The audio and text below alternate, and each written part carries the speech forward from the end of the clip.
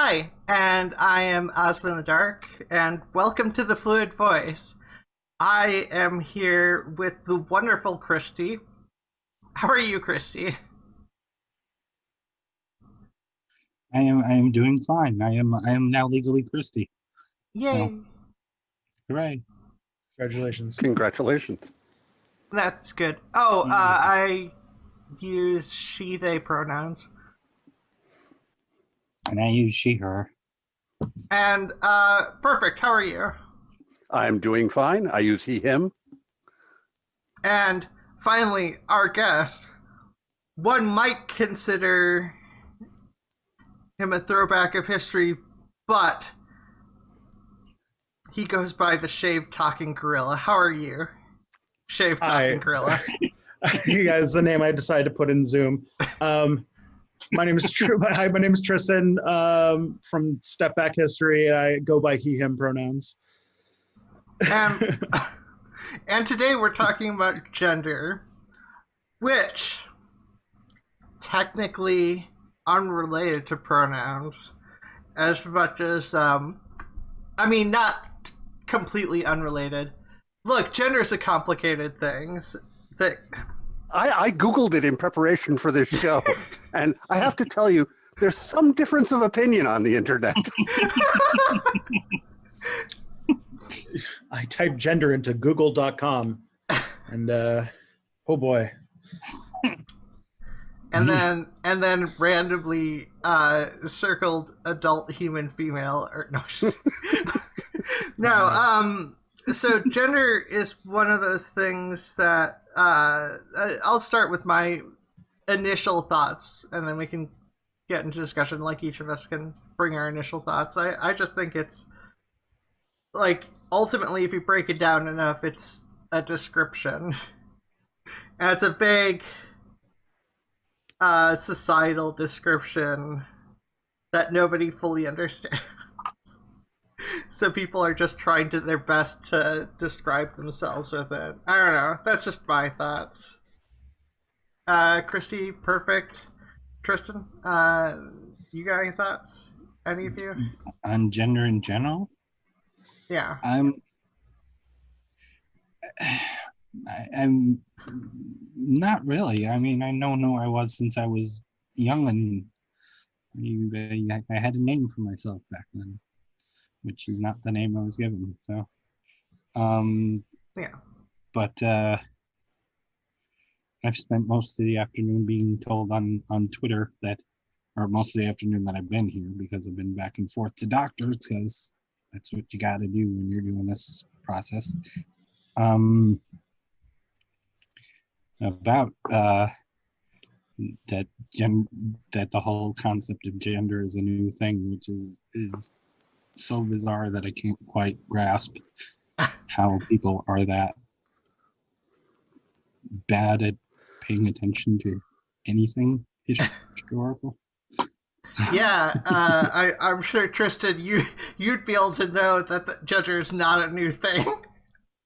Well, let's just say that, I mean, if you want to get a good example, that there was this period not long ago where the peak of masculinity was a man who wore high heels and tights and invented ballet. So yeah, gender's gone through quite a journey over the years.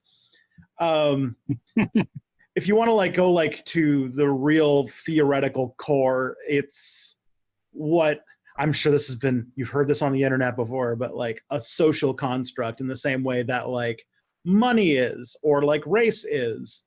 Doesn't mean that these things aren't real, just that the value or the values or the things that we identify with it are associated or are created in a kind of social situation. The most common one I always like to use is money, because everybody can kind of understand that, you know, a loonie, or what do Americans have, a dollar bill is on its face value a worthless piece of cotton, if I remember correctly. But like the fact that it is ascribed with power of purchasing power based on not only like a government that, you know, I don't see any government here right now, or like,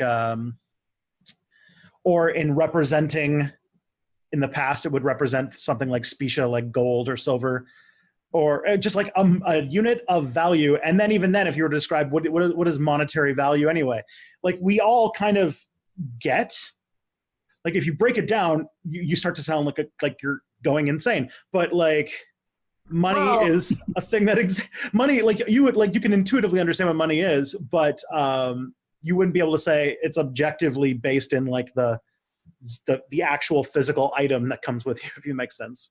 Yeah, so I know Adam Smith actually did a really good breakdown of the concept of money in the book that often gets cited but never clearly never read by the people citing it. The Adam Smith book. I know in the first couple chapters, which was about how far I got, there's a really good breakdown of just the concept of money. It's because it is just like, instead of trading, you can use money instead. Perfect. What is your thoughts on your base thoughts on gender before we get too far into things? Oh, sorry. That gender is the words, the concepts that we deal with. There's the, you know, gender identity, but then there's also gender, which gender is like a fluid mix of both gender identity and biology and so on, and people use it that way. They mean something which is a very amorphous concept. Yeah. Of what gender is. And there is a thing where people tend to think that gender was entirely binary until they were about 7.5. And then the world changed and invented all these new things to throw at them. I mean, yeah, despite the fact that they're like, what, I've already forgotten the exact number. I can't remember if it was 5 or like 7 or 6 or whatever, somewhere in that range. Different genders in the Tanakh. There's 6 different genders in the Tanakh. Yeah. That's my field, so. Yeah. I just, for whatever reason, couldn't remember. I should know this. I had a long discussion with Ileani about this.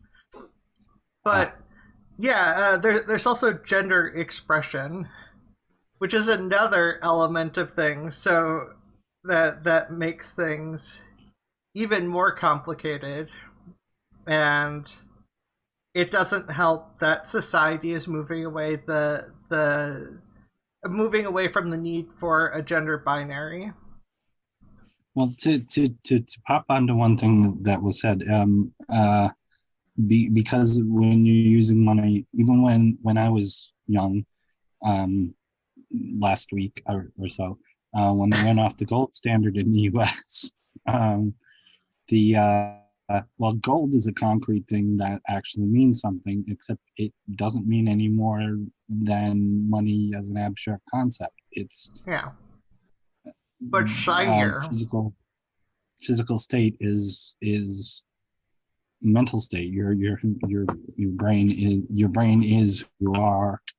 The duality is silly, in a lot of ways, and I thought I had a much more cogent point, and I totally have missed it. So good. Well, sounds like you've got a busy day. On money, I like to relate it to, for people, Persian rugs. They're valuable. Mm-hmm.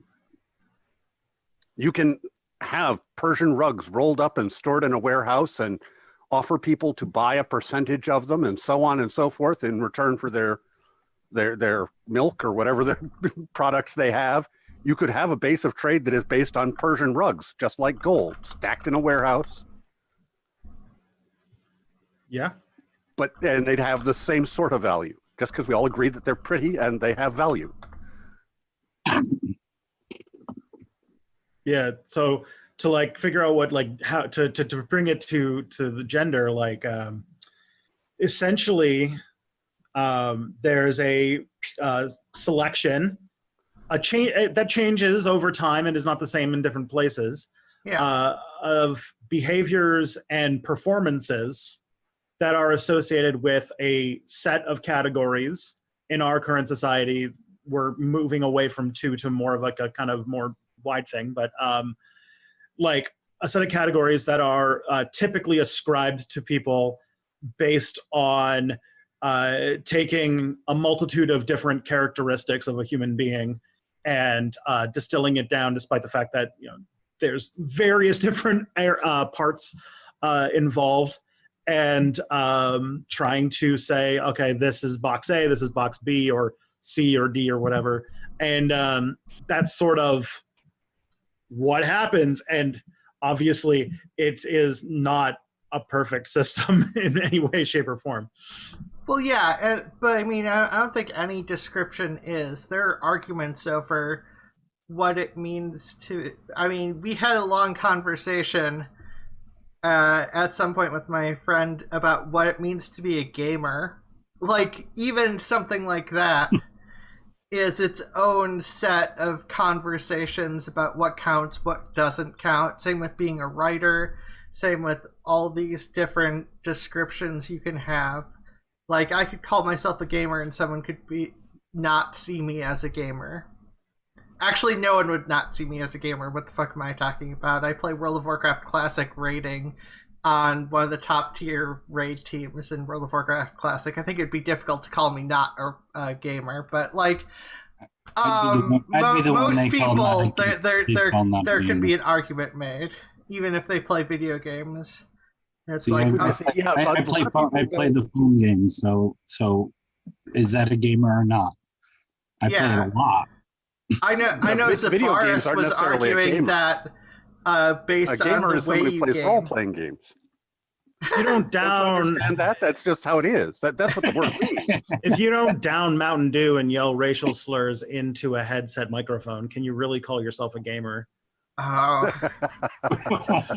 look, there are bad gamers out there, and I call them bad gamers because chances are, if they're yelling slurs, they're not a top tier gamer.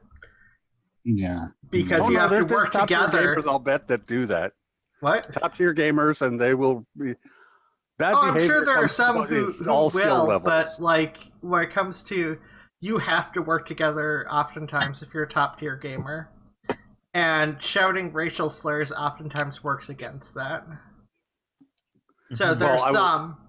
I just feel like there aren't as many as the. Can't even call them casual gamers. The wannabe top tier gamers. Oh yeah, but I've also heard well, I don't say that about people on my team. I'm just saying it to throw them off their game. Oh, yeah, I suppose that's definitely yeah. No, I can see that. I'm in the strange. I'm going to stick with this gamer analogy because this, and I think of everything in terms of stories, but the I have a trans child as well, which my kid came out first. Used to be a rotating co-host on the show, and I went in last night because I wanted to talk about something, and said, okay, I have about 5 minutes to finish up this level, and I heard him being called that word and the word for Hispanic, which we don't say either, and that I'm like, why are you putting up with this?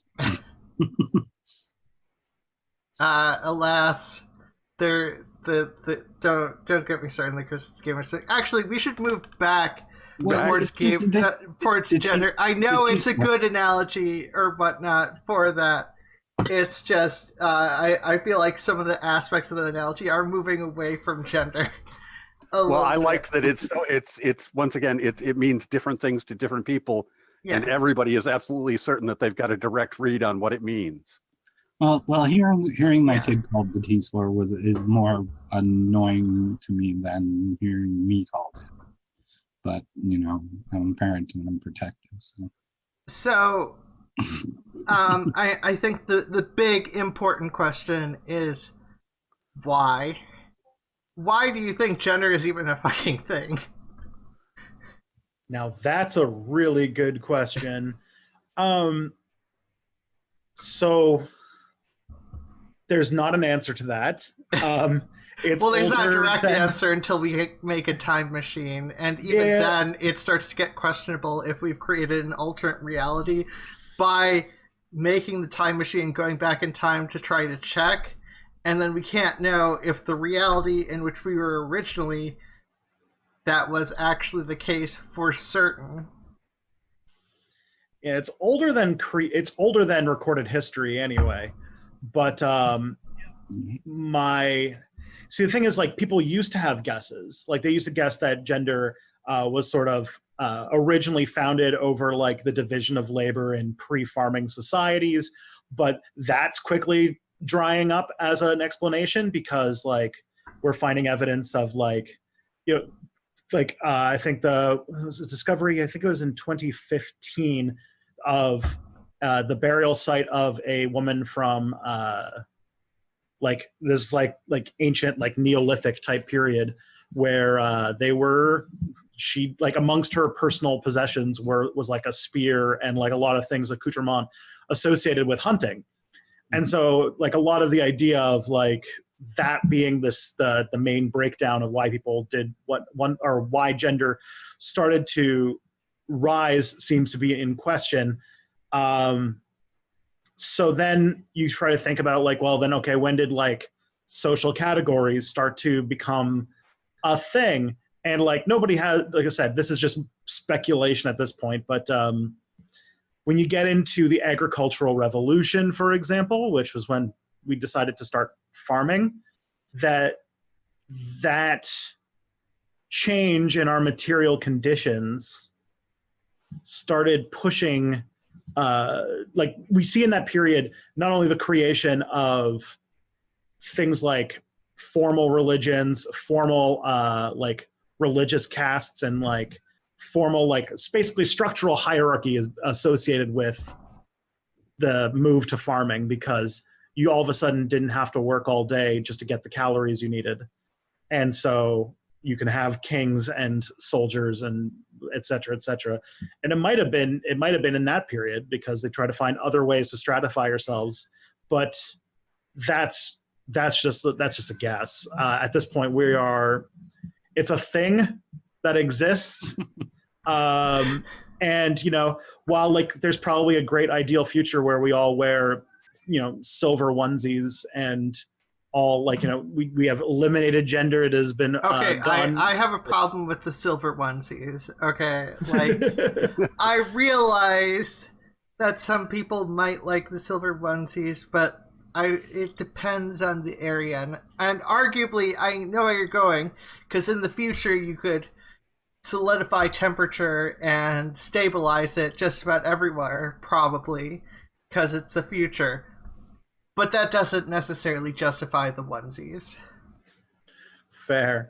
I don't know how to. I'm not in the pocket of big silver onesies, so I need to defend its good name. But like in an ideal future, we wouldn't have social categories that where we assign based on a grainy ultrasound what somebody's like entire life's destiny is going to be until they change it for themselves. Instead, we would just kind of vibe, just kind of be who we are and not have like the categories. But that's not the world we live in. That's not even. Well, I mean, I personally doubt that you will get rid of every social category, because people like to find people who are similar to them, and people like to try to figure themselves out. So like I think even if gender is gotten rid of as a social category, I think there will be gamers. I think there will be soldiers. I think there will be bodyguards, that sort of thing. I don't know why I'm going to gaming and those are going to be the genders of the military future. Gamers and bodyguards. We endlessly sort things and categorize them. Mhm. Yeah. That's what we do. We've built our damned empire upon this. That's what human beings are really good at. That's what we've got. We're doing better than anything Our brains else. love. I think that if there's anything I'm learning, as like, lots of conversations with my viewers and just experiences, that our brains seem to really like to understand things with making categories. Yeah. And it's just not a accurate way to understand phenomenological reality. Sorry, I should use words with fewer syllables, because that was a lot. What are you saying? We're dumb? Is that what you're saying? No, what I'm saying is I'm being inaccessible. Because what I mean is like. I mean, I didn't understand what you meant, but yeah, like reality as it exists in atoms, like does not follow like the way that our brains like to make categories, and that's why everything is sort of an abstraction on reality. So gender tries to do is an example of trying to attach categories to a wide set of different biological characteristics, primary, secondary sex characteristics, hormone expression, role in it. Like there's like a whole list of different things that are not in any way going to that are not going to be the same in any different person. And then we take this very grainy, very wide spectra of different attributes, or in gamer parlance, different sliders for different things. And then we say there's there's category 1 and category 2. And depending upon the bell curve, you get to get put in one of those as you're assigned by society, until, as no, I had no interruption. Until if you feel you're outside of that category that society has assigned to you, it can cause a lot of stress, and it causes a lot. It's a fight. Now, it's one of those. You get. I'm sorry. Perfect. No. Obviously, I was out of sync. Don't worry. Oh, okay. You get someone like me who, for all intents and purposes, until 2 years ago, I thought I was born male in all its glorious aspects or whatever, but I had already been trans in my head for years. And then after I started transitioning, finding out that my chromosomes are XX, semi-fertile XX, and the SRY bonding happened not wrong, because evolution doesn't work on wrong, it just works on what works or not. So both my children are, assigned female at birth. The chances of having a trans child if you're XX fertile it's about 50-50. That works out. So even in the actual scientific boxes, I work fine, except for the people don't believe the scientific boxes, because that's not what they were originally exposed to. And it's all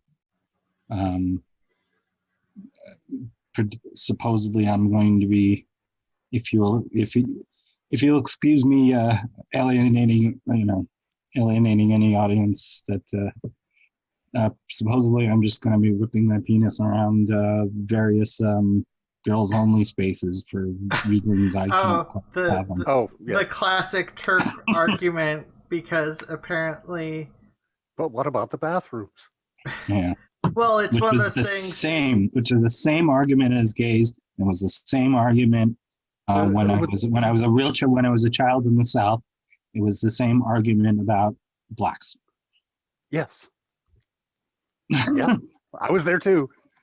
Yeah, true. I keep forgetting. Really, yeah. The thing about that is it's prioritizing exclusion. So, the number Oftentimes the sort of anti-trans arguments, if you put them into action, hurt cis women, so long as it can keep out trans women. It's fine if some cis women get kept out as well, so long as they can keep out the trans women. As far as answering the arguments about this isn't what I was taught in school, I have found really, really useful the comparison of, did you do blood typing in school? Did you learn about blood types and blood typing? And they usually have some idea about blood typing, and they did blood typing in school, and they remember doing it, and you go, okay, now I'm going to teach you about blood typing. And you just take them on a tour of the internet, and you're like, it's nothing like what you were taught. Exactly. Well, oftentimes, That's a teeny myopic little corner of what blood typing is. Yeah, so what happens when it comes to learning... Well, actually, this is going too off topic. No, I'm saying that it teaches them that you were taught a little piece, and what you were taught has truth to it, but it's not the whole story. The whole story is much bigger, more complicated. Gender's bigger, more complicated. I think the next thing that we need is we have 2 points, and we just draw a line between them, and we're trying to talk to people about sliding along that line. And what we need is a third axis, that those each represent an axis, and we need a z dimension. Well, I mean, honestly, I think people just need to respect people's descriptions of themselves. But that'd work too, I suppose. Well, rule 1. That may be simpler than that z dimension thing. Right. Like my name's Alexandria. I go by Ozma the Dark online a lot, and like if you start calling me Zamber McZamberson, like why? Same thing with gender. If you start calling me a dude, why? What does that get you? Well, dude covers a spectrum. You can't pick on the word dude. Yeah, but like if they call you a dude, there's a people have gone down long winding roads when it comes to dude discourse. Yes, please don't confuse. Well, I mean, so yeah, because if we get into that, we get into the various subcultures and them having different meanings when they say dude, and that not necessarily getting understood. It's a similar thing to how some words can be hurtful and some well, let's just say the British word for cigarette would not be a word that most people in America would be comfortable with. But that doesn't make it inherently bad. Unless you're a gamer. I mean, I mean, even names. My name has been legally changed. Well, this is the 3rd time my name has been legally changed. No, 4th time. Because it was changed twice within my first 6 months, and then I was adopted, and then I'm changing it back to a version of my original. But I was born Juan Christophe Abbey, which is ABI with the little thingy on it. It's Portuguese, and then it was changed to Christopher John Abbey, and then I was adopted by somebody whose name I never use unless I have to. And I'm changing it to Christy Abbey, which is which suits you. Yeah, but like when it comes to this, I think ultimately when it comes to categorization, people oftentimes find it important for something, and that's what I struggle with now the most with gender. I'm like I suppose the categorization makes sense depending on the culture, but even some of the cultural uses are just I can't figure out why. Gender is like the most difficult thing to figure out, like the why on. I'm like, I mean, there's some aspects. So I mentioned in the Tanakh there's like 6 genders, and like 5 of them are based on the stereotypical male female as well as intersex variations. And then the 6th is the unknown. Yes. Well, that's roughly right. Yeah. See, gender is closely related in people's heads with sex, and Yeah. sex is one of the prime motivators for people.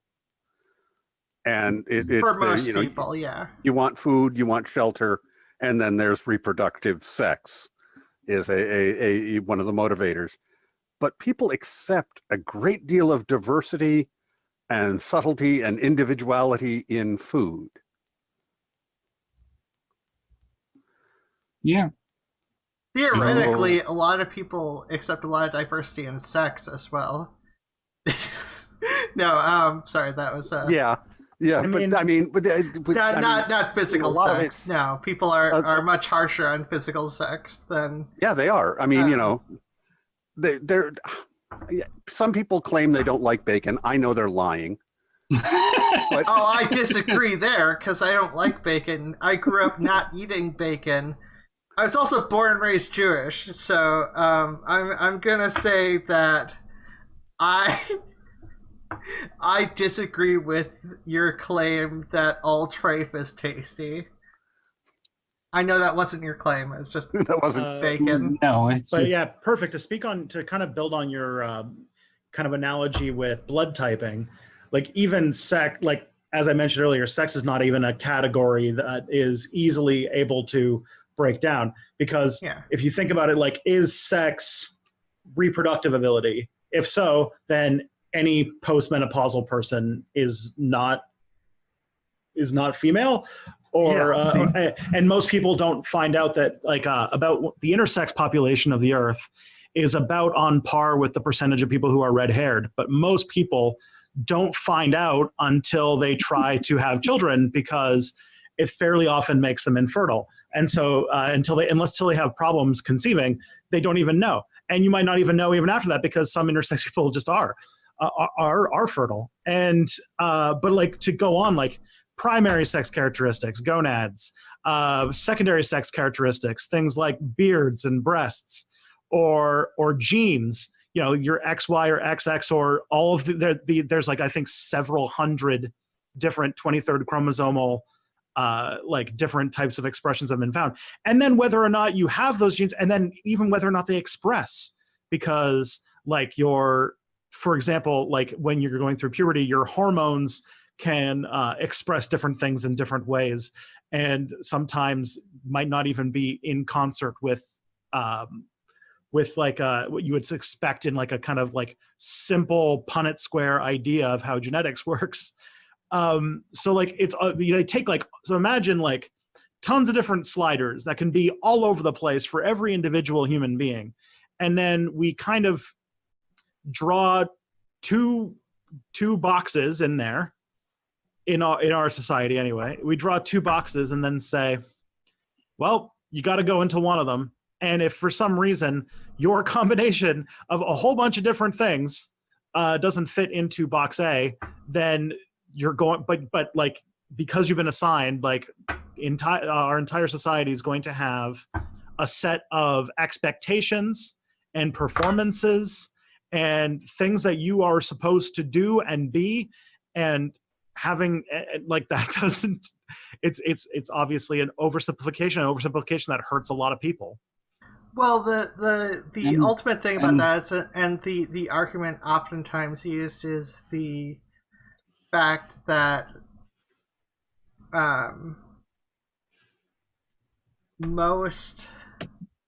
it's basically an argument from this sort of thing. Most people fit into either category A or B to a large degree, and therefore, because a lot of people can do that,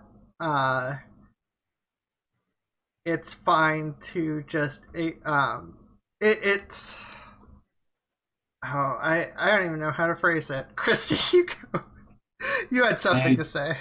It's the Mendelian boxes were maybe the biggest mistake that was taught to us, unfortunately, or at least to people my age, because these two P's make this, these two P's can make this or this, but it's never.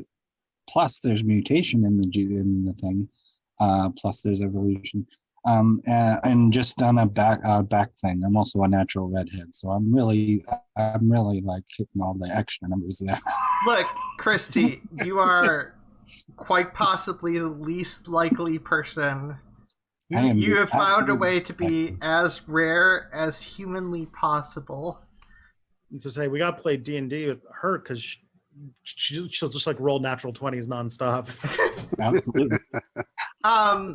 Or natural ones. I've never figured out how well this is working out. Look, see, that just makes my roll dice. No, I probably shouldn't just yet.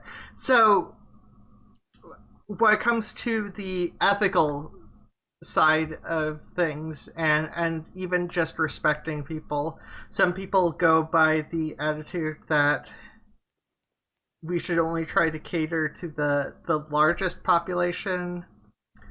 And then the other ethical argument oftentimes is people should cater to people, not cater to, but like people should the worst off people is an example of what's going wrong with society.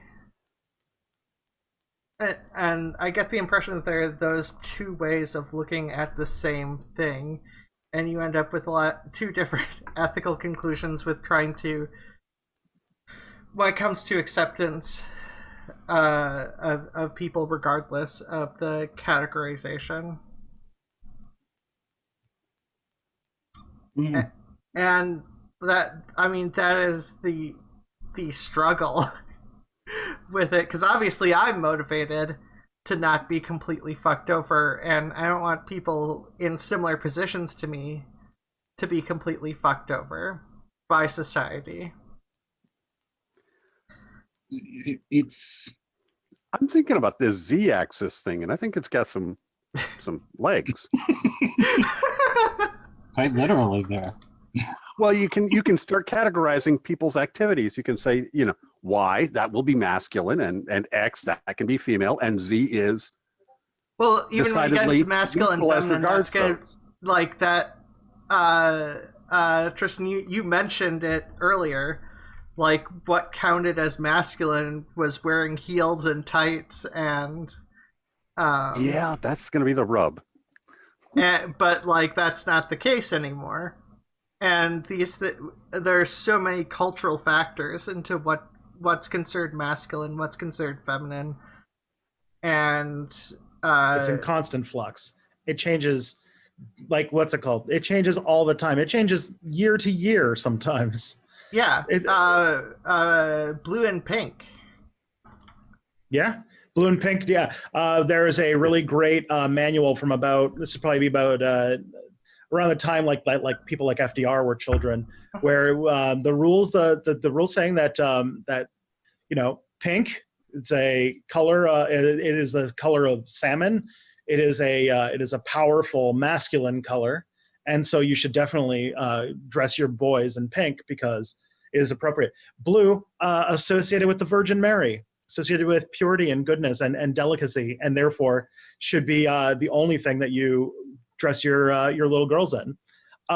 Even things like, because like we've hypergenderized like a whole bunch of like weird things. Like, for example, until not too long ago, children, gender was like a little bit more like they didn't really care too much, and like children wore white dresses like no matter what gender they were or what age, or like there's I don't know why I'm going to FDR, but there is like pictures of FDR wearing a white dress as a child because. Yeah. It's just like kids. All children wore white dresses at that time. Yeah. Well, the thing, and you see it a little with German, with some of the gendered aspects of German, in that you can see a little bit of that runoff of the gender of children not mattering so much because there are enough cultural aspects of gender related to sex and reproduction that, like, it didn't matter if they're children. Well, I'm okay. What's that? Your turn. Your turn. Since we started at the same time, your turn. No. Mine has got to wait till after the hour. Oh. We are 40 minutes in. We have to stay on topic. Yes. I do find a lot of the ways I'm hearing gender being spoken about is leftovers from eugenics. And I don't talk. I think this is the first time I've said it out loud, or I never write it, but just today something came across my Twitter, which I should never pay attention to, but about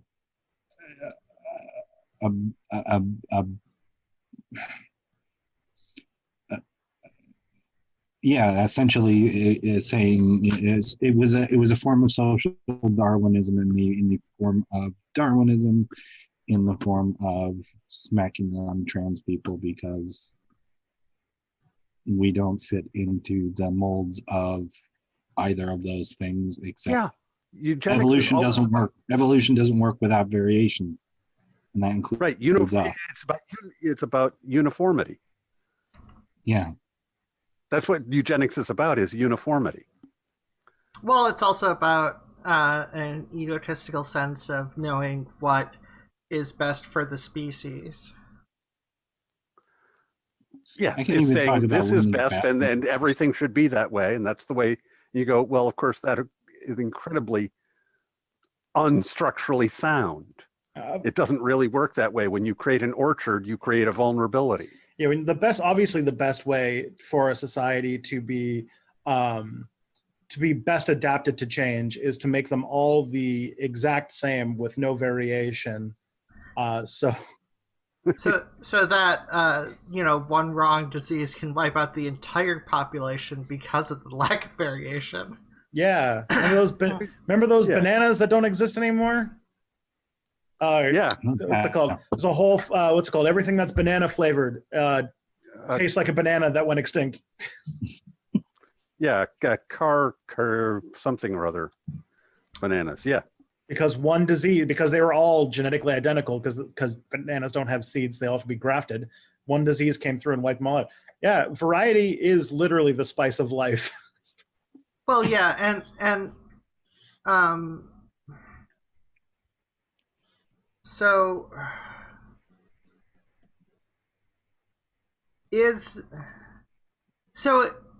because gender is so nebulous, is there even a good way to use gender in modern society? We're getting into that argument now. I think that you actually could. I do think that if you think about it less as like, is this a good or a bad thing, or as much as it is a thing. It is a thing that exists, and if we're not, like I said, we're not going to the silver spandex future in anytime soon, where we can just like eliminate gender and just vibe in our own realities. So we have what if I like vibing? I mean, vibing's pretty great, but like what I think is if we have to live in a world where gender exists in it, then we might as well realize that they are social categories, which means that which doesn't mean they're fake. A lot of reactionaries try to say that it makes them fake, but it does mean that they can be changed. They are mutable.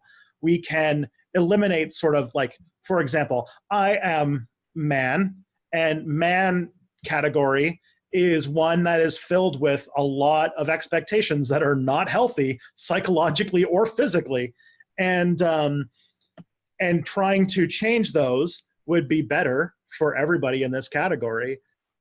Also having more like liberation, like feminism is about trying to redefine the way that we treat people in different categories and make them better off, giving them more liberties, more freedoms. And I think that the fact that we've stopped like that, or we're moving, hopefully, slowly, glacially away from a hyper-fixed concept of domains being gendered. Like, not too long ago, like maybe like 100 years ago or so, men and women almost didn't talk to each other unless they were like family or married. And we've moved away from that in a big way. The expectations on women people haven't. But some yeah. people, the expectations to dress a certain way, look a certain way, have not gone away, but they have definitely like liberalized a lot, and especially even in the last year. Like, I think a lot of the turf discourse in the last few weeks has come from the fact that somebody was wearing a dress. I don't exactly know the actual full story, but that made a man was wearing a dress as like a fashion thing, and it was like, whoa. And hey, if that was normalized, that's cool. And I think that like we are kind of slowly moving in a direction where these categories are, if they're not going to be able, like if they have to exist, that they're going to be more less restrictive, I guess I should say. Well, if I recall that Styles particular thing. Harry Harry Styles just wore the dress. When Billy Porter, who's gay, does it, it's like, well, he's gay, he doesn't know any better, which is kind of how people talked about it. A certain segment of the population talked about it, which is in its own right. Yeah, Harry Styles, who's not gay, wearing a dress was, yeah. Well, what I was gonna say is my recollection of that discourse. So oftentimes, when it comes to the gender critical arguments that are made, they tend to be, if they're like, it's fine for men to wear dresses, but it's not fine for people to call themselves it's not fine for people to define their own gender. So that's generally the argument. So oftentimes gender critical involves a fixed gender. Oftentimes the arguments involve fixed gender, and at the very least they say they're fine with varying gendered expression, although they don't always play that out as they try to investigate what gender the person actually is, type thing.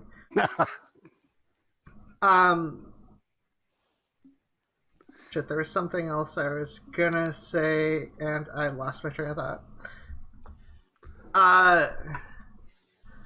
So just the right emphasis on actually there. Yeah, it's the weirdest thing. Gender in terms of the fluidity. Names don't exist in any physical sense. Names are malleable things. Arguably, you can, even if you don't change your name legally, you can change it, but that doesn't mean your name doesn't exist. So I'm What's Alexandria. The fact that I'm named... You mean I could just make up a nom de guerre and go by that and call myself something that other than what I was assigned? My mom and dad didn't name me Perfect for nothing. Yeah.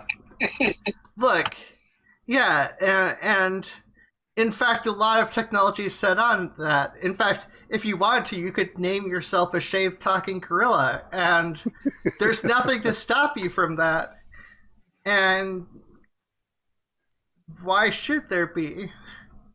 And it's the same thing with gender. Oftentimes, there's a lot of looking for reasons to try to stop people from defining their own gender, but it's oftentimes a stretch or poorly informed.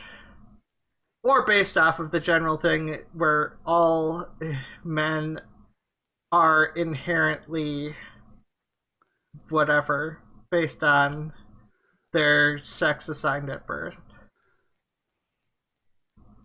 So if your doctor said male because your doctor saw a dick, then that means that you definitely have testes. Even if you don't have testes, well, doesn't matter. You still secretly act like you have testes, and we expect you to have all the physical characteristics someone who has testes that produces testosterone would exhibit around puberty. Yes. And if you don't, well, then you don't really exist. We're going to get you some possibly really exist. Silicone testes, and then we're going to give you testosterone, and so on. But the thing is, like, even make you fit that mold. Yeah, and then you end up with people who can be like really masculine and not fit half the gender stereotypes. And it's like, well, what about these people? Well, that's the Z-axis once again. If you just take and you go, I like bacon. Is that a masculine or feminine trait? I think it's neither. That goes on the Z-axis. And then you just a person would be, rather than defined as a point, they'd be a cloud. Liking bacon is a Christian trait. Okay. I live on the border of Canada, so you kind of have to tell me what you mean by bacon. To further your point, like on the sort of like we need to fit these people to fit these categories. One of the most tragic things that is kind of horrifying. It's also a thing that has, I think, been backed off a little bit. But oftentimes, if someone's born with ambiguous genitalia, that they will do like actual surgical procedures to conform them to whichever hard sex primary sex. We're just trying to give them an opportunity at a normal life. Yeah, that is the argument. Sorry, I didn't. But yeah, that's the argument. We're just trying to give them a chance at a normal life, and they. So let's perform surgery on this child. Yeah, let's perform surgery on this child too. You go. And I mean, I think people should discover themselves and not have their identity forced upon them. We care about that for some things, but other things we think that it's a good thing to have them forced upon you.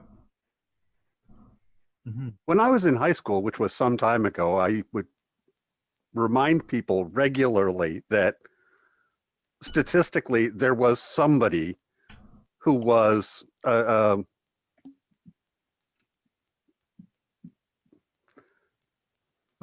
have lost the word for it. Gender atypical? Gender non-conforming, gender atypical. Gender non-conforming. There's gender non-conforming in their class. In their graduating class, there was somebody who was. Statistically, that was the case. I went to art school, so. Well, if we're basing off of stereotypes, then 90% of the people would be gender non-conforming. Yeah. I do remember that there's somebody here who is I mean, physically, biologically. Oh, who has an intersex condition? Yeah. Yeah, intersex. There's the word I'm looking for. Yeah, it's about 6% of the species. Yeah. It's a large amount, and of those 1 in 122,000, if which is something you would be able to look up easily if the Trump administration hadn't scrubbed any transgender and intersex information off the public databases. Thanks. Will be fertile. Yay. I don't know why I said yay. That's a horrible thing. Yeah, it's a horrible thing, and I tried to link someone to it. They said you're lying. Okay, it doesn't matter to me because I have my own experience, which is what it is.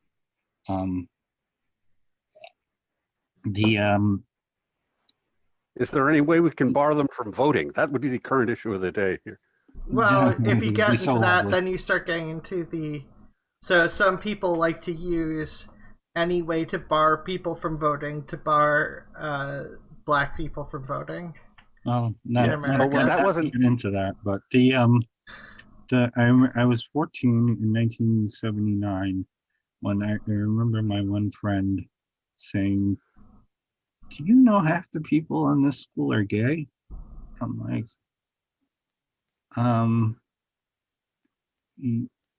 you know your best friend? I've slept with them. That's my answer. I mean, yeah, and we've basically hit the halfway mark.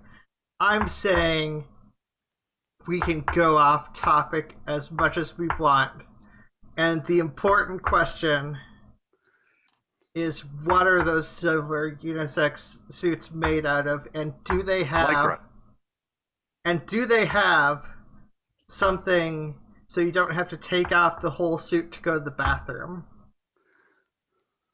Well, transporter technology has come quite a little bit. So you actually don't. There's a transport. It's a complicated machinery. You don't actually go to the bathroom. We just transport you and leave that behind. Mm-hmm. Oh, that's it. That's better. Yeah. All I want to know is, does it have pockets? But that's kind of because I've only been out a few years. Yeah, if they start designing dresses for men, they're going to have pockets. Hey, Oh, yeah. I've got a nice skirt with a pocket. They Like, exist. Oh, I'm not saying that women. I wanna Never express have myself as who I am, but pockets are really nice. Yes. It is true. Like, I mean, pockets are important. Everybody needs pockets. It's very wrinkly. I He does mean, need pockets. what else are you gonna hold Well, some your cards women's to? clothes have pockets. They just don't all have pockets. It's Well, the ones yeah. that don't have a pocket that I go, But also where you'd expect pockets to be, they're like micro pockets. oh, yeah. Or, yes. So pretend pocket that's not really there. It's just a slash in the fabric with a thing for a pocket that's then half an inch deep and sewn off. Yeah. There's no fabric for the pocket, no pocket inside. There's just the opening. Yeah, when I got a jacket once, a sport coat that had like fake pockets on it, and I was like, why the hell would they put pockets on this thing and have it have no use? And my wife was just like, you don't know, you don't understand. You haven't lived. You haven't lived. See, this is why. Horror. The horror. Well, this is why I have like random punk coats just for the fact of trying to have pockets. Coats are there Punk for coats pockets. have pockets in surprising places. Yes. I know these jackets. I know what they're designed for. They're for getting certain substances past bouncers at concerts. I understand. Yes. Very good. The first Mrs. Abbey and I traded coats because I wanted traded leather jackets because I wanted a more girly one and she wanted a more motorcycle one. So, but they were both very punk. But I had the more glam. So, actually, I did actually think of something that was back on topic, and since your history,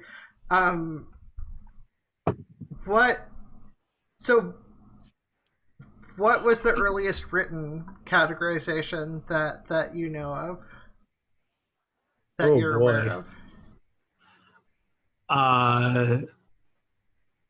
I going back into like old there's a lot of two-gendered societies. I think I'm trying to think of like some really ancient ones. I mean, very, very ancient Hebrews had a pretty solid gender binary. There's 6 genders in the Tanakh. In The Tanakh? just Yeah. in the first 5 books. Until you get into the HJ. I'm sorry, my degree is theology. So, Yeah, but that's a breakdown. I mean, they have a definite structured breakdown on what the genders are. yeah, They just do 6 of them. But those are the 6, and this is how they work. this is how they work, and most of that seems to have been borrowed from Sumer. The Well, I mean, there was a lot borrowed from Sumerian society. The whole good evil thing, that was like very Sumerian, right? well, Well, what I'm saying is that I really think that with gender, there are as many genders as there are people. That it's individual. It's like a snowflake. They're all individual, though they may look very similar. See, now you've just given people an excuse to call us snowflakes. Perfect. I'm cool with that. Call me a snowflake all you like. I'm sorry, I didn't mean to interrupt you, Tristan.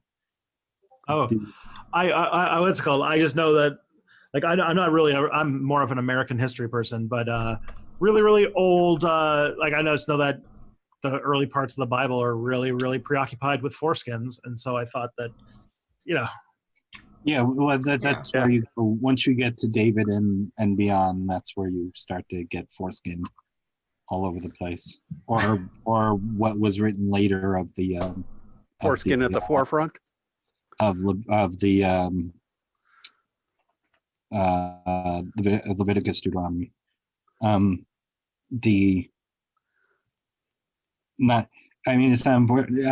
ancient Egyptian also mythology, religion / mythology.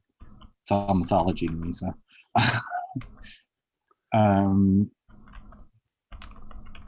also had did not have. Well, they went transhuman as well, so they were ancient furries, but they were also they didn't have only two genders either. So, although I think I've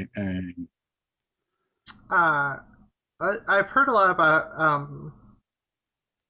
some of the older Celtic things before the Roman invasion had, or was it the Roman invasion? Fuck. it's really hard to tell with Gaelic stuff because the Roman, they didn't have written language. They had a whole thing where their history was all committed to memory of holy people named Druids, but then the Romans sort of wiped a lot of them out, and they don't have, like, a lot of their history is it's hard to parse out what is Roman propaganda versus what is like legit, and trying to figure. That's why, like, for a long time they were like, oh yeah, these people stuff people into, like, they do mass human sacrifice and all these kind of like horrible things. Like, oh no, it's Romans writing about them. It's hard. That's the reason why it's so hard for me to give you an answer to these questions, because a lot of very early societies were pre-literate, and if you don't have writing, it's very hard to figure out what a society thought about something. There is ways to do it with archaeology by finding out, like, what kinds of things they bury people with, or what kinds of things they have admiration for. But and as I showed you in that our early example from Neolithic age, that it was still very fluid, or very it's hard to pin down whether what categories they had, if any, back then. A lot of I'm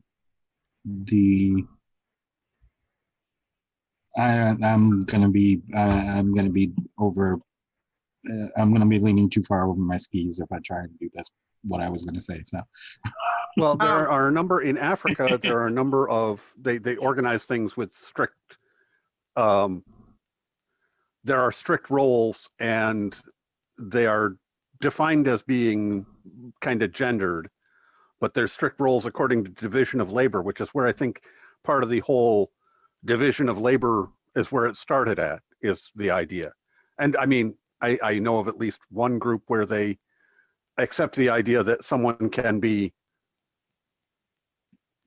one gender in their equipment and another gender in the role that they want to assume. Yeah. Well, and that like the woman who was found with the hunters stuff, and she would be referred to as a man. She was a man. She was a man. She did man things. She was a man. And she may have found a mate who would have been a woman who liked to carry water and so on. They might have had the equipment, the plumbing, of being a man to fit with her actually having the plumbing of being a woman, or maybe not. Her living arrangements were her own. Well, then you get into the whole thing about how culture changed once we understood reproduction and associated that with sex. Yeah, but I don't think that they didn't or don't have that understanding. I mean, yeah, I know. I just mean that also affects how people. That also may have had an effect on how categorization worked. Yeah, yeah. I want to side for a second because I know you're an American history person. Have you been to Buffalo? Oh yeah, multiple times.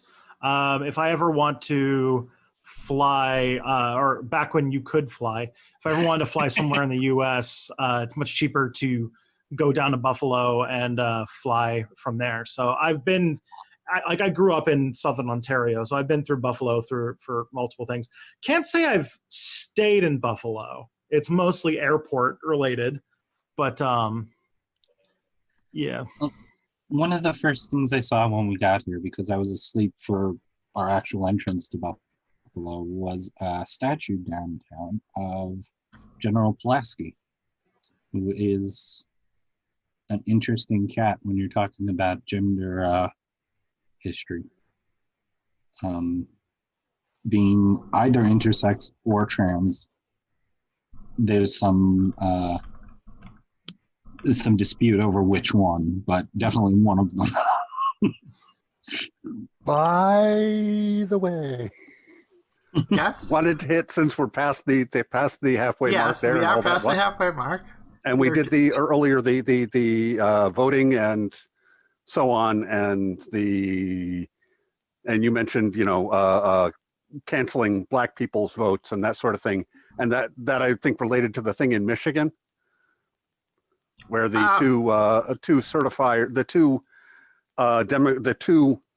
Republican representatives to the, I forget, Electoral Commission Council, there's two Democrats and two Republicans, and they certify the votes from the various counties as having been reasonably accurately obtained and that sort of thing. And they refused one group because their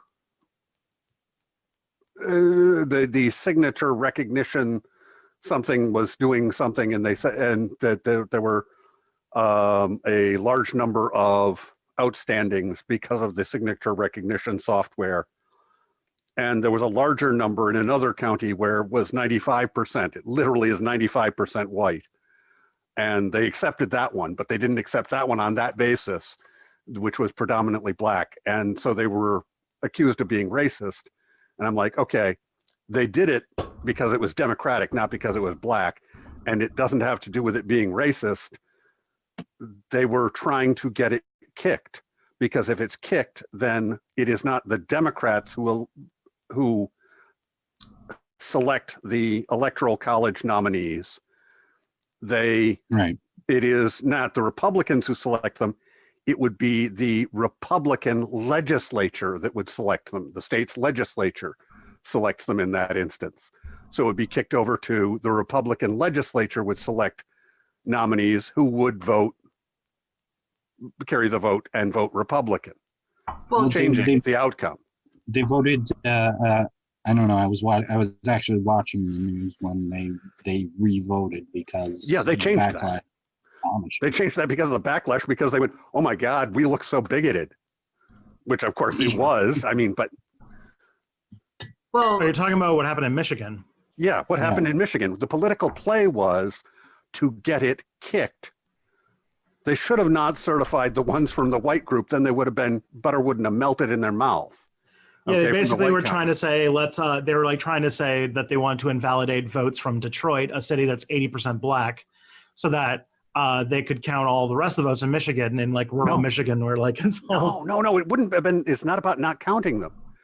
They'd end up being counted, but who would select the electors would be the Republican legislature.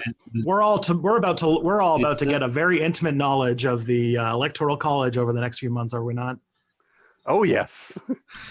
I mean, it's still a good idea, and it's a thing we should have. But the one fix would solve the whole thing if they decided that it was not in the state's rights or interests to be able to individually select whether they go all winner take all or the apportionment. If they had to do the apportionment, one thing that would fix it is if the person who got more votes won. Yeah. Well, no, it would fix it. It would fix it. You'd still be able to be electing the Electoral College and this sort of thing and using Electoral College votes. But if it was apportioned, it would mean that in Florida, instead of every year you're battling over who gets 29, you're battling over who gets 15 and who gets 14. It would allow third parties to grow. Third parties would still inevitably be eaten or eat one of the parties. That it's going to keep devolving to a two-party system as long as we've got the system the way we've got it. You'd still result, though, in somebody in Wyoming having 600 times more voting power than someone in California, which feels not so democracy. I mean, I've come up with a compromise, which I don't like, but you'll never get an abolition of the Electoral College through. I mean, the Republicans have won without winning the popular vote, except for George Bush's second term, quite a bit, you know. Yeah. And if you were to drop every state, drop one elector from every state. If you want to get DC and Puerto Rico as states, the compromise would be to drop one elector from every state, so everybody has one instead of two, you know, spare electors, which is what winds up screwing up the math. And that way, Puerto Rico and DC wouldn't have as much power. See, we're giving you an even chance here, which is better than you ever fucking gave us, you know. And that is one that would probably fly, because it sounds more fair. It's not, but it sounds more fair. I really like the Interstate Compact, which is a thing that is about 10. I think it needs only a handful of Electoral College votes to get to the point where it is right now. But it's a group of states that have come to an agreement that the winner of the popular vote, like once they get past what's it called, 270 Electoral College votes, enough states have signed on to the compact for this, that they will send electors for the person who won the popular vote, regardless of how their state votes anymore. And it'll just be whoever won the popular vote. And it's a way to kind of short circuit the Electoral College, which was designed to do a bunch of, like I said, it was designed as a weird compromise when they wrote the Constitution to get like Delaware and them on board. And then they literally were like, all right, we'll fix this later when we have to make this a real constitution in the future. And then they just never did. So if this compact gets enough Electoral College votes, essentially it would just be whoever wins the popular vote wins. But I think there's still about 100 Electoral College votes away from having the full compact. I'll have to check right now. Well, you see, that's supposed to be busy short-circuiting the gerrymandering that can go on when you're representing it by districts and that sort of thing, and the district's votes coming in. Mm-hmm. Yeah, currently it has 196 with 98 pending legislation right now. But yes, one of the problems is if you go with that they have to do the apportionment, that each state has to do apportionment. The mathematics say that you would never get a Republican president again. Okay, I'm okay with that. And the thing is, what it would actually mean is that the Republican Party would have to start more closely modeling the will of the people. Well, which I don't think is a bad thing. Yeah, I mean that is what would happen when it comes to if your party is failing because the people don't like it, then you need to change your party. There you go. I mean, that's the American system. Instead of changing, instead of stripping away pieces of democracy. I think something will once they Now do we that. just need to get Mitch McConnell on that.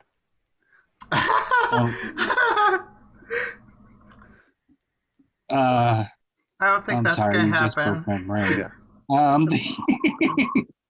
I think once they do hit the 270, though, something else is going. It's gonna result in other fixes because the southern states are going to feel left out, which is one of the problems with having the electoral college in the first place, because Well, the we got a electoral lot of college, population. yeah. The thing is that if I would be giving advice to somebody if they were running an election, just do the East Coast and the West Coast, and if you want, there's 3 or 4 hot spots in Texas you can visit, there in Chicago, and you're done. Do not spend any election dollars pandering to those people in Iowa and Nebraska. Why would you? There's not enough votes there. It's too hard to spend your money well, so on and so forth. Any issue which was divided between the rural and the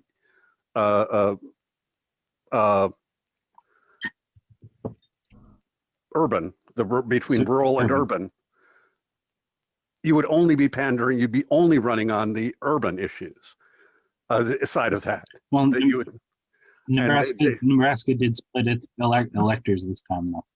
Yeah, Nebraska splits its electors, and Maine. Yeah, those are the two. I think the reasoning for this was to actually get people who weren't urban listened to. Was you'd have to campaign to their issues in order to be getting elected. I mean, it was founded with the idea that there were these small northern states like Connecticut and Delaware that, because you see, if you look at like before the Constitution, America was 13, like it was almost something more akin to the European Union. It was 13 states that more or less ran themselves. And if they wanted to pass anything federally, they had to have unanimous agreement between 13 states in, I think it was Philadelphia where they used to meet. And then they had the Constitution because there were some poor people who were rising up and getting uppity, and they didn't like that the government was too weak to suppress the poor anymore. So they decided to make a constitution. Problem was that they couldn't get an agreement between the southern states, which were like, well, I want me and all of my enslaved human beings to represent my interests. So our state has tons of people in it, and then you'd have these like little states. And so they were like, well, we're not going to be able to get Connecticut to sign to this constitution if it's straight up rep by pop, because we decided to, that's this representation, and we're not going to be able to get the South on board for equal proportions per state, because then they're not going to be able to short circuit the system as well. And so they came up with a compromise that basically worked in a time when 90+% of the population were farmers, but now the United States is kind of emptying out, and it results in extremely warped representation to the point where some person in Wyoming, literally, their vote means 600 times more than a Californian, which I don't know. I'm a really big fan of democracy and stuff, and I feel like random people in Wyoming shouldn't have 600 times more votes than Californians. Now, I do get, as someone who lives in Ontario, which has huge urban-rural issues, I actually get that is a problem. I think that more should be a problem of devolution than, when you're deciding things like who should be president, it should be at the top. It should be a proportional to the population, because it's everybody's president. But when it comes to urban-rural issues, I think it's more of an issue about jurisdiction between the federal and local governments. And let's be honest, there hasn't been a non-urban president for ever. The last I can think of is Johnson. So Jimmy Carter. Jimmy, Plains is a reasonably big city. Yeah, it's right there. Yeah, LBJ was from pretty rural area. But yeah, so it's the 600 times, the thing is that I think is the problem is that you see, and that can be the solid argument in it is that the people from, you were saying, where was it you were saying has 600 times? Wyoming. Wyoming 600 times the representation. They get 600 times the representation in government as well. Yeah, that's not the good. electoral college thing is they get 600 times the they have 600 times as many congressmen per person, congressmen and representatives, House of Representatives together, senators. So the 6 congressmen and senators together, they get 600 times as many per person. Oh yeah, if we could abolish the Senate too, that would also rule. Well, So I mean, if you can just include those, you just say you've already got that. You don't need this for the presidency. The presidency is one branch, and it is not even a very powerful one. It just has a lot of unchecked powers. It has more unchecked powers than anybody else, but it doesn't have very much power. Yeah, they kind of wrote in the Constitution that the president gets to fill in for any of the holes in what they wrote in. And unfortunately, people in the late 18th century did not anticipate most of what was going to happen over the next few centuries. Almost if the U.S. Constitution is extremely antiquated and should probably be replaced with something, from this century, possibly, or maybe even last century. I mean, that would be ideal, but what I was going to say, because I've been wanting to say this, because this relates to the Wyoming thing, and I don't want to get too far off topic. Well, I say off back topic. to Wyoming too, so. Oh, okay. But I tried to say it first, so I think a lot of the fear relates to the fact that Wyoming is a big and largely empty state, and it'd be easy to feel like if you don't have some significant amount of power, that people could totally just decide to fuck over Wyoming. I think that's where some of the fear comes from. Yeah, but that's for the presidency. The president gets a lot of power in diplomatic and foreign affairs. Well, yeah, no. I agree a lot of power in administrative decisions. No, I agree doesn't have much power in law. Yeah, no, I agree when it comes to the presidency that it should be based off of the popular vote, because there's no reason for it not to. I was more so thinking about, with regards to the Senate, I can understand the trepidation among people from Wyoming that they want to make sure there's enough force fighting for them that they don't decide to just put pipelines everywhere, and basically what they did with Flint. Yeah. But they did with Flint anyways, because there's far too few people who actually in the government who actually care about the people. But that's another story. If the president was Caesar, he wouldn't cross the Rubicon because it's full of blood. Well, no, I'm saying if the president was Caesar, the electoral college would still be terribly important. Yeah, but it's if the president isn't Caesar. Well, if the president was Caesar, he would try to do a coup. The imperial president, Dick Cheney, Wyoming's own Dick Cheney, and his imperial presidency theory, which Trump has taken to the nth degree. I'm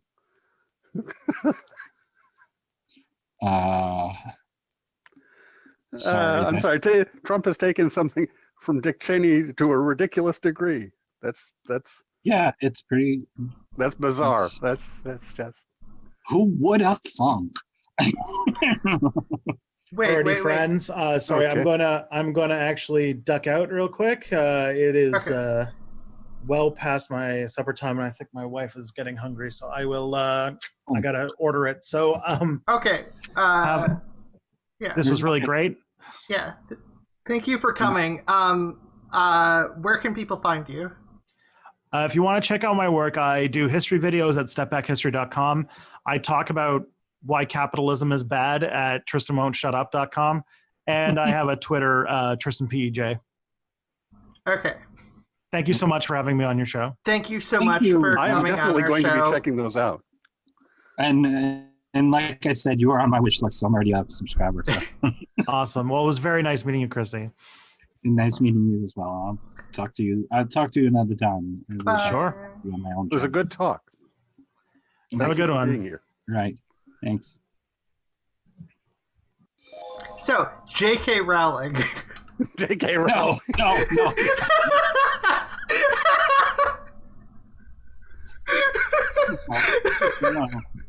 It was No. brought up earlier, and therefore, we got another half hour left. J.K. Rowling. No, do So it, we JK. go off the rails now. What hath she wrought?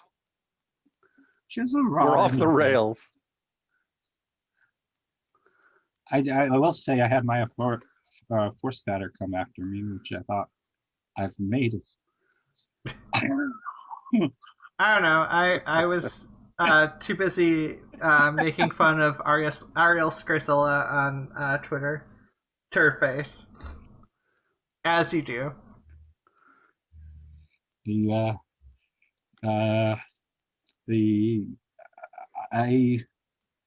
am converting a semi-turf. That is my project for this next week because I do that once in a while.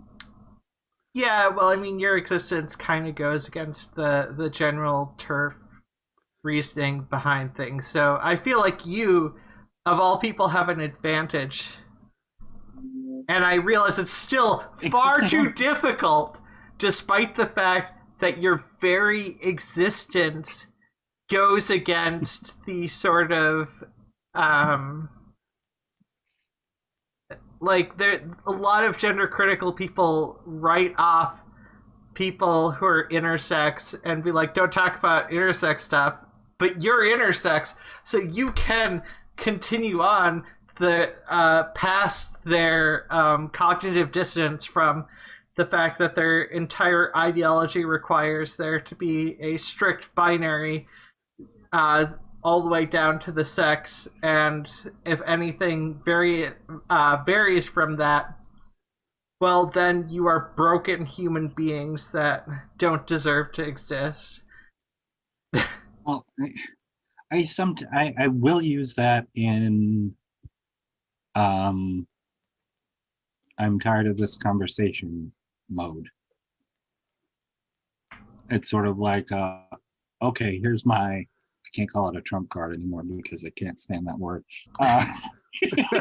Look, Donald Trump has ruined the word Trump. There's Yes, and from now on, we should just call him T-Rump. It's fine. He's Drumpy McDrumperson. I don't know why I keep saying McDrumperson. That I feel like there are racist anti-Irish elements to that. Secretly deep down. Only when you're involving Trump. It's T-Rump. Just start calling him T-Rump. T-Rump. T-Rump works, but sounds too good. He's Scottish. T-Rump sounds German. too good. Yeah, it sounds like it sounds almost like a compliment, at least to me. I don't know. Well, just treat it like it's a name, like T-Pain. Yo, T-Dog. But T-Pain is cool. T-Pain is cool. T-Rump T-Pain isn't. is See? cool. There you go.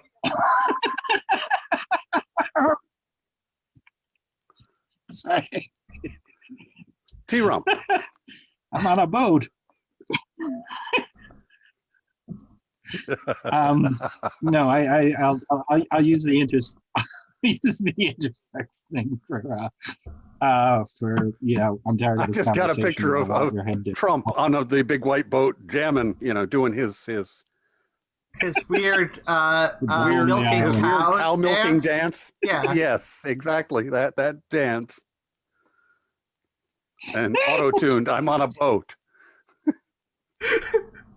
Well, it would have to be auto-tuned. Yes. Actually, he's just I should. Don't tell me he's really a good singer, right? Please don't tell me that. He's an incredible singer. Damn it! He really is. The auto tune is that's a choice. That's a Oh, you mean T-Pain? it's a musical T-Pain is a choice. good singer. I can believe that. Yes. Okay. I can. Oh, Trump is a terrible singer.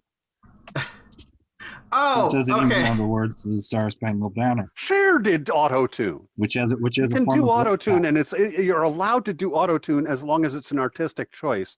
The problem is there's a lot of artists out there who I say, I don't know if they can sing. I have no Well, idea. yeah, I've but never heard them without, they've got so much production, so much auto-tune and tube crunch and all these things going on in their voice. And I'm like, I have no idea with the echo and reverb going on. I can't tell if they can sing. Yes, but like, what is more important? Someone being authentic with every element of their ability, or the overall production? I don't know. Having recorded, it doesn't require a person. having actually, I'm the only one here who's recorded an album, so That is true. I think you get the floor for the minute. Yes. We mostly did everything live as much as humanly possible. There's only 3 songs with overdubs, and there's 1 song in which the guitar literally broke during the middle of it. But I think the one where we really tried to do some serious production work on it, I mean serious as in let's fuck with stuff a little bit, as opposed to, let's clean up the noise background and all that. That's the one that came out the worst out of the entire album. And although there is 1 song on which I do 11 different voices, so God, and only 6 of them made it onto the remaster, which makes me mad. But apparently the other ones sounded great on tape, but not in when it got digitized. So there you go. There you go. So what's the answer? It depends. Yeah. Yeah, I suppose that makes sense, especially given that the desire to perform musical aspects is a social construct. Yeah. Sports is a social construct. There's a lot of things that are social constructs that aren't really Rules are social constructs. Yeah. So, I mean, there are things that obviously aren't social constructs, like the what testosterone does to the human body, or what a lack of testosterone doesn't do, or what a lack of testosterone does. Well, we've got good ideas on what Cyrus. We've got good ideas on what testosterone does do to people. Then it's not at all good. What? Testosterone. It does a lot of things to Yeah, people. like there's a lot of good things that testosterone can do. Well, there's some desirable things that it does do, but it distorts your joints so that they then suffer excessive wear. Yeah, but I mean, there's some elements of biological factors that are reversible due to the fact that the cells replace, and the ways that cells replace are affected by hormones.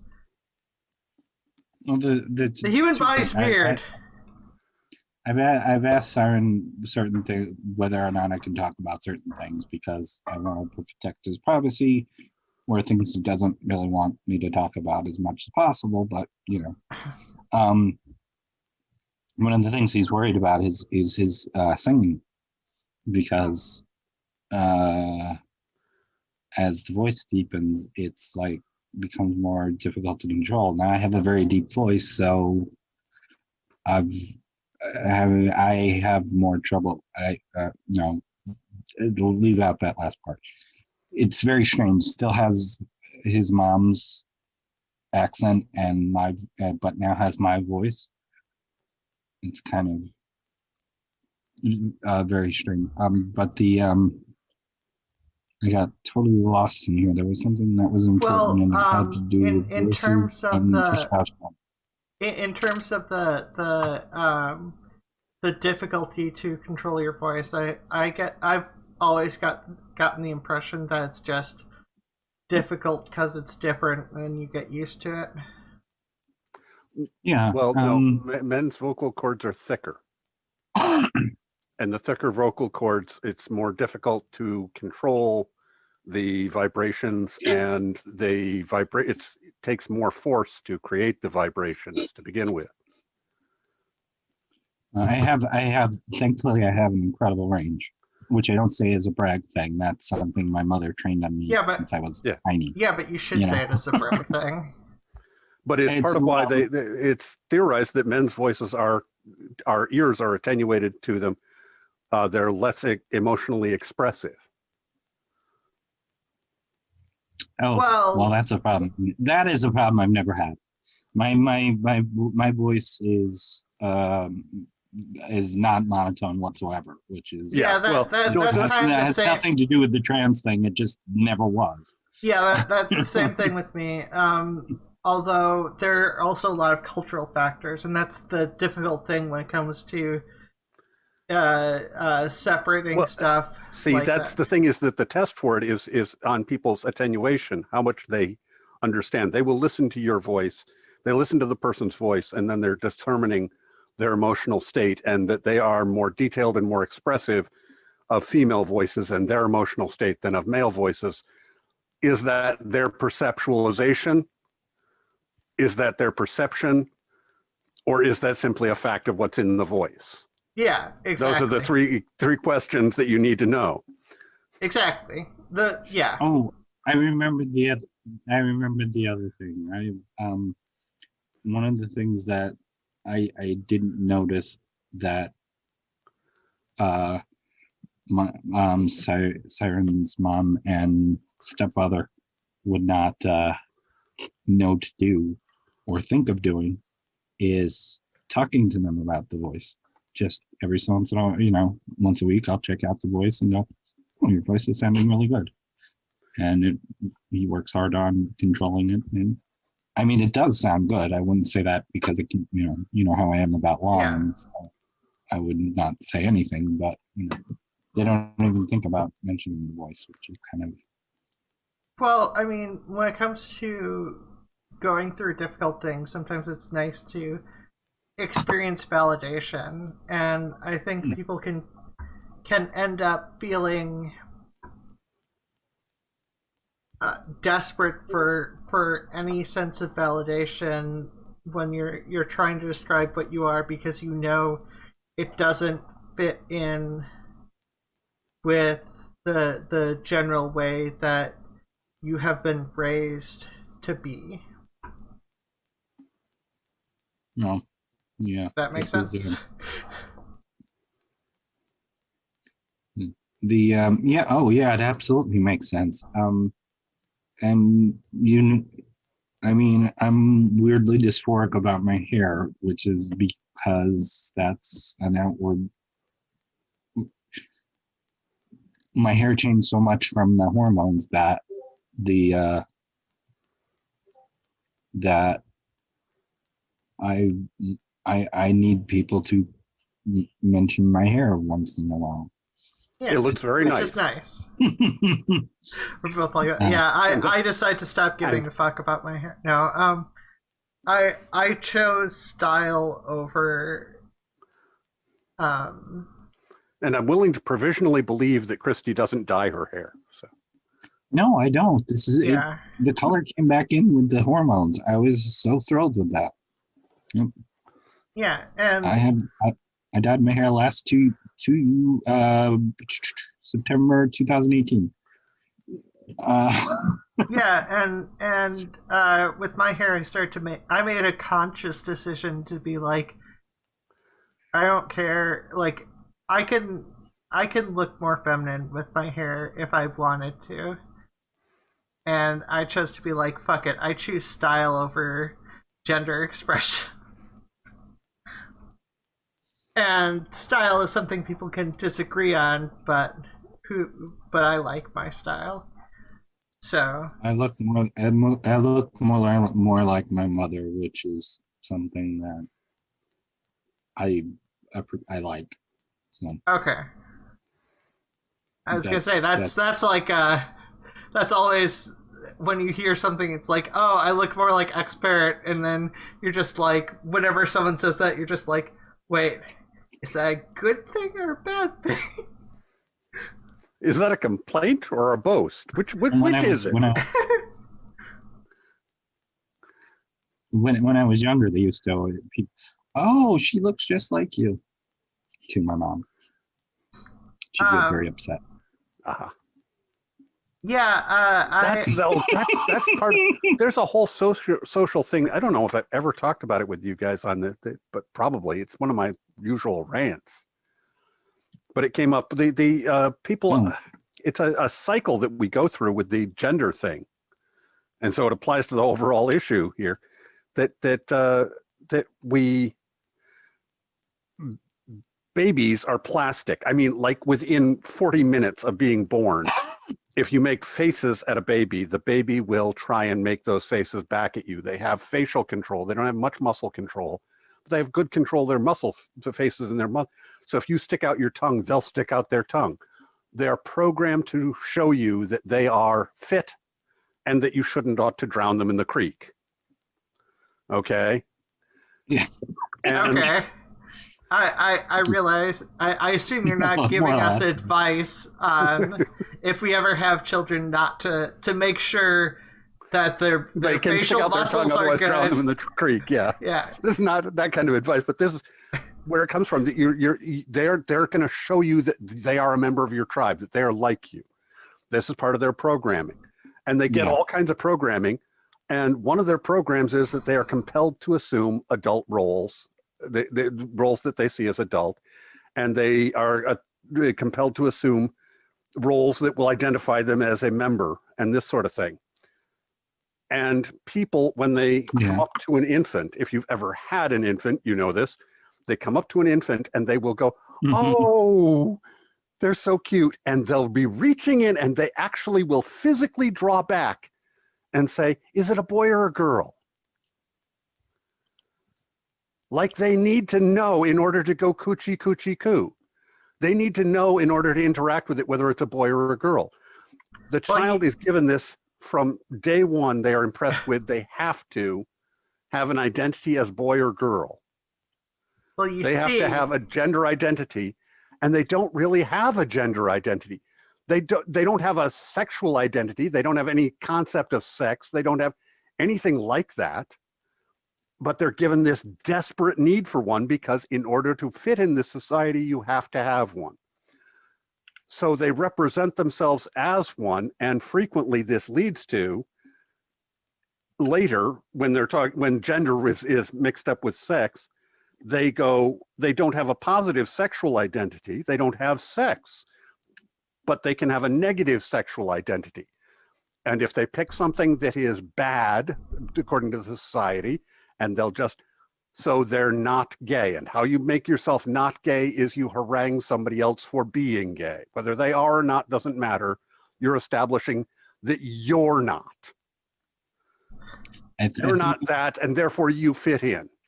And that is the way of establishing it. And then you grow up and you've never learned how to have a positive sexual identity. So you think of the world in this black and white way. And when you go to lean in to touch a baby, you need to know whether it's a boy or a girl before you interact with it. So it's this cycle that just keeps continuing. Well, it's slowly breaking apart, but some people don't like that because it's changed. I think it's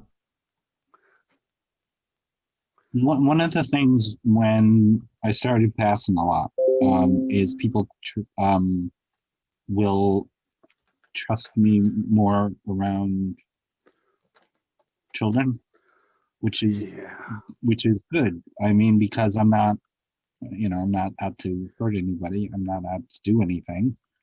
And Yeah, people, but children are scary. You people don't know are what more they're going likely. to do. People, yeah, I know. People are more likely to talk to me. People are less likely to listen to me. Yeah. No, It's I've experienced plenty of that. but there's a whole. I'm sorry, there's a what whole were you bunch saying? of- I wasn't listening. Yeah, I know. Do you know I actually talk deeper on here than I do in my normal life? No, I I didn't. I have That must no be a idea why that habit is. thing. Yeah. So since we were talking about voices earlier, I'm as I'm listening to myself, I'm going, that's deeper than I usually go. I read an article by a woman, and she was saying she really liked calliope music. It was a thing she was into. She would, when she went to a city to talk or exchange with the faculty there, she would go and look up what they had in the way of calliope music. Did they have a carousel or anything like that? And she'd go and she'd listen to their calliope music in the sample it from their city. It was a thing she did.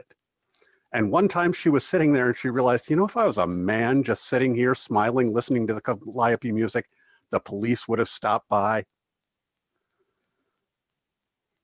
And she realized that because she was a woman, she had this privilege of being able to hang out in a place where, frankly, a lot of children come, and no one ever bothered her.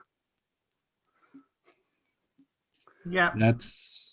And it's not that, and more children talk to me more too, which is odd. I mean, they initiate. Although the very first time this happened, when I first started really going into my own there, some nice child said, "Oh, excuse me, ma'am," and his father got so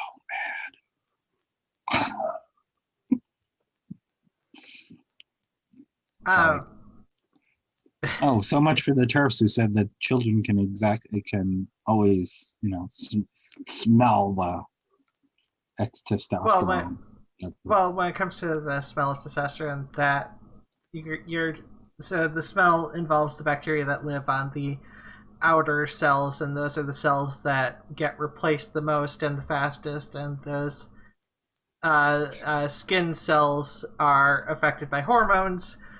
What skin cells get produced get affected by hormones, so the smell changes relatively quickly. Like within the first week, there's like a big change in smell. Oh yeah, my no one would ever guess you were a biology major. No, my cat hissed at me after about a week. In that first week I was on the estrogen, my cat hissed at me. Oh my god, like crazy. And then it was like, and finally realized, oh, well, this person is still, patting me, so screw it, or whatever he realized. Yeah, and yeah, it's crazy how much biology gets completely ignored in the whole gender debate. Oh yes. Oh, when you want to. Oh, yeah. Yeah. When people want to, biology is king, and you're like, really, you want to do that?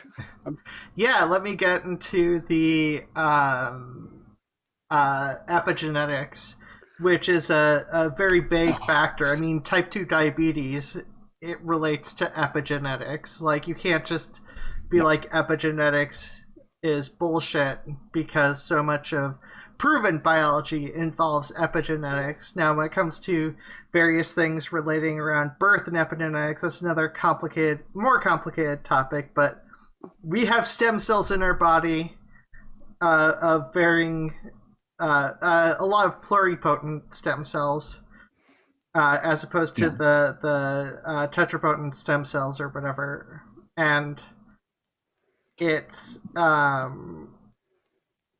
they replace the cells in our body based on hormones, which is why gynecomastia is more common in older men. I got that when I was 11, 12. I said more common. You're intersex. You've got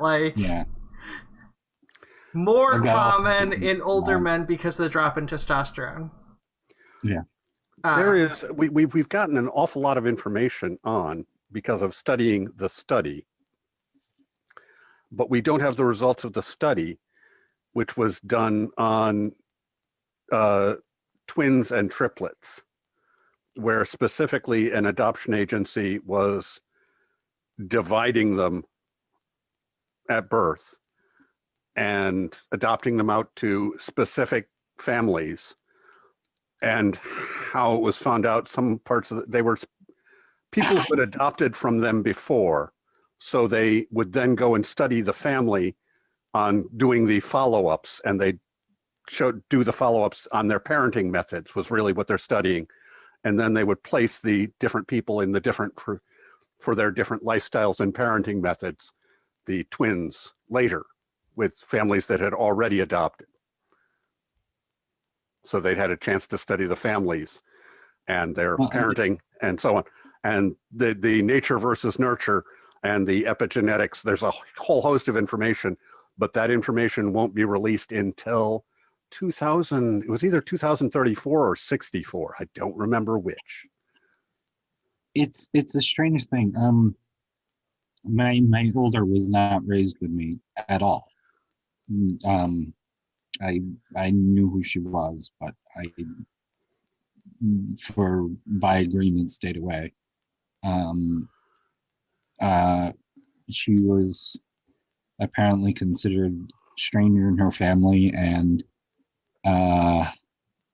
when we met, it was kind of like, I understand you, was kind of like the first thing that we talked about. When we talked, it was we understood each other in a way that was strange. That I have with Siren. Keep having to remember Siren online. Well, when it comes to things, the way you think about things can sometimes be affected by various factors. Do you know various psychological factors? Because obviously, have ADD and the autism spectrum all go around and. I'm sorry. What did you say about ADD? I wasn't paying attention. Oh my god! Pay attention. No, I'm just. Start again. No, seriously. The thing is, there are various aspects of that can overlap in the way that information is processed. So it's very easy for individuals who are not neurotypical to be able to notice things that other people who aren't neurotypical, there's like communication ways that just make sense when you're not neurotypical, that doesn't make sense to neurotypical people. It's very easy to make a connection, be like, oh, you're like me. Well, yeah, Rachel is not. I've never asked her, so I'm not going to diagnose her. But that's probably a good thing. I know she takes some of the same medications I do as that. Yeah. Yeah. Which is fine. She also, and one thing I can say, which is not giving anything away, she also inherited genetic defect I have. Well, yeah, but I mean, even technically, as a genetic defect implies that there is a correct genetics. But when it comes to the biology of genetics, you start getting into that. If it's something that has given me pain since I started puberty, and genetic bad luck. That was, and her name is Are we talking about J.K. Rowling again? Yeah, that's it. So yeah. J.K. Rowling. What's the deal with J.K. Rowling? Both Rachel and Siren have that particular thing, which is unfortunate. Yeah, no, it sucks for there to be various things like that cause pain and but that is a whole nother conversation. As for conversations, we are getting close to 2 hours. Yes, We are getting very close to 2 hours. So I want to do one thing which I've never done before. I've never tried to. I've never shared a screen, but I want to do this just for 1 second. Okay, it's not. It's safe for work, right? I would hope so. Okay. Hold on. That's my mom. That may be less effective than you had hoped. Oh, I see. So there you go. Hold on, I gotta figure out how to stop share. Stop share. Yes, that is my mom. My mom, who is much more high femme than I am, and who gets mistaken for trans all the time, and who used to get not a dead ringer, but plausible sisters. Frankly, I look like the cross between her and her sister. So, and a little bit like my father, very little. Yeah. I have the years. So, well, perfect. I don't know why I felt the need to do that, but since I've mentioned it so many times, well, it's too late. There's no stopping this. I know this is a pre-record, but there's no way to stop this. Now, I don't mind at all. Perfect. Where can people find you? The Discord, which is the Rumpus Room, and every week I'm here. Well, except, this is a pre-record, so technically, you'll be here. I'll still be there. Yeah, that's true. You'll still be there in the YouTube chat. Probably, yes. I'll be there in the YouTube chat if somebody wants to talk. Yeah. Christy, where can people find you, and is there anything you're working on?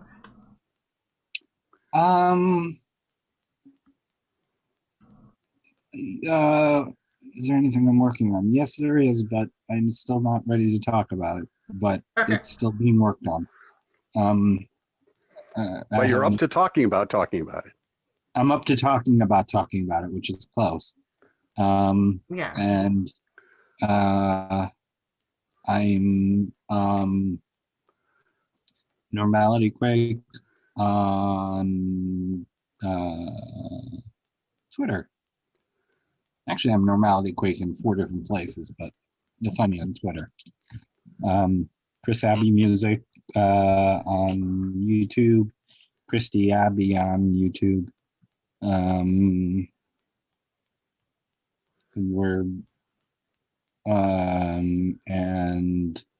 I'm supposed to do something with somebody else, which is a big secret.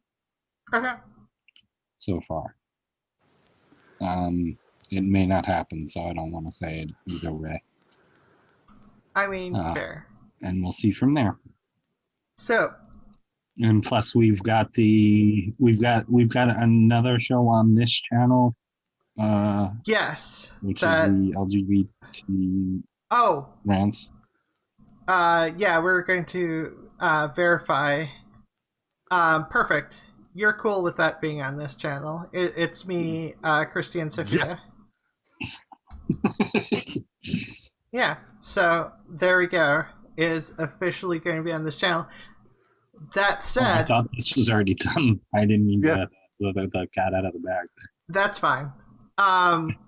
It should have been done. Look, I was less worried about it and I also forgot, but Twitch killed the last attempt to make a video because when you left, we had done. Sophia said, "Oh, you should, we should restart it and delete it." And so what happened was we were live on Twitch, and because it was the same name or something, I'm assuming this is why it was immediately deleted after the stream ended. So I've got like no copy. Look, we will get it now that we officially have a place. It's easier to get it prepared and get it all up there. So you're saying that was an elaborate dress rehearsal? Yeah, it was dress rehearsal number 2.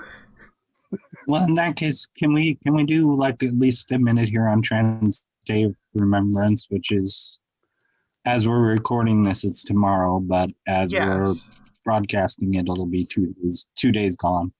But take a moment to think. This was the worst year for trans women in many a year, as far as violence. And as far as we have it recorded, and that as far as we're able to find out. Yeah, and this is not easy to find out. We don't get together because of everything, and I don't have a heck of a lot to say. I still think the thing from 2 years ago works pretty well for what my thoughts on it are. The first time you and I met on video. That was last year. That was last year's. It was 2 years ago. No, it's last year's. It can't have been. I'm pretty sure it was last year's, because, 2 years ago, I don't think I was even on Twitter at all 2 years ago. I'm losing track of time very badly. Look, it's okay. So was everybody. I mean, what was I did see. I briefly saw that and look into that. It's just felt like a long year. Really due to the New Kids on the Block reunion tour, right? Fuck yeah! I mean, that's just made it seem interminable. So, you can find me, unless there's another thing you want to say. I will say. I will say, at least they're honoring our My Chemical Romance tickets. They put it off exactly a year and a day. Yeah. So that's kind of cool. We don't have to I can still go see Gerard Way in his middle-aged glory. In their middle-aged glory. Sorry, Gerard Way's non-binary. That's happened since last time. Yeah, and and that's everywhere people can find you, right? Oh God, I hope so. Okay. My music is everywhere on the internet, but you can't find it. It's a very strange thing. I run across it all the time. You can find me at Ozma in the Dark just about everywhere. OzmaInTheDark.com. Ozma in the Dark on Twitch. Technically, also Ozma in the Dark on Twitter. You can find me here. I'm in LGBTQ rants. Occasionally, I find a way onto another show and talk with them, but that's during their platform. Oh, you can find me in Ozma in the Dark on YouTube.